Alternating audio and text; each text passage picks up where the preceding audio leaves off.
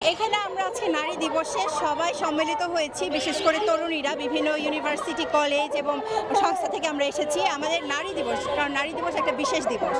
আমাদের একটাই দাবি, নারীর স্বাস্থ্য সুরক্ষা যাতে নিশ্চিত করা হয়, তামাক নিয়ন্ত্রণ আইনের প্রস্তাবিত সংশোধনীগুলো যাতে দ্রুত পাস করা হয়। এটা অধিকারের কিছু না। তামাক কখনোই স্মার্টনেসের অংশ হতে পারে না। যারা ধূমপান করে তারা কখনোই স্মার্ট না। আমি যদি কখনো ধূমপান করে থাকি, আমাকে নিজেকে মনে হবে যে আমি হয়তো খ্যাত, আমি কখনো স্মার্ট হতে পারবো না। অনেকে মনে করে যে ছেলেরা খাচ্ছে, মেয়েরা কেন খেতে পারবে না। আসলে এটা ছেলে মেয়ের কোনো অধিকার না। তামাক ছেলে মেয়ে সবার জন্যই ক্ষতিকর। ছেলের স্বাস্থ্যের জন্য যেমন ক্ষতিকর, মেয়ের স্বাস্থ্যের জন্য আরো দ্বিগুণ ক্ষতিকর। কেন? মেয়েরা, আমরা যারা আজকে তরুণী না, আমরা আগামী দিনের মা হব, আমরাও শিশু জন্মদান করব। আর আমরা সকলেই জানি যে ধূমপান নারী স্বাস্থ্যের জন্য কতটা ক্ষতিকর, বিশেষ করে গর্ভবতী মায়েদের জন্য। গর্ভবতী মায়েরা অকাল শিশু জন্মদান, কম ওজনে শিশু জন্মদান এবং শিশুদের নানান রকমের প্রতিবন্ধকতা, এগুলো কিন্তু ধূমপানের কারণে সৃষ্টি হচ্ছে।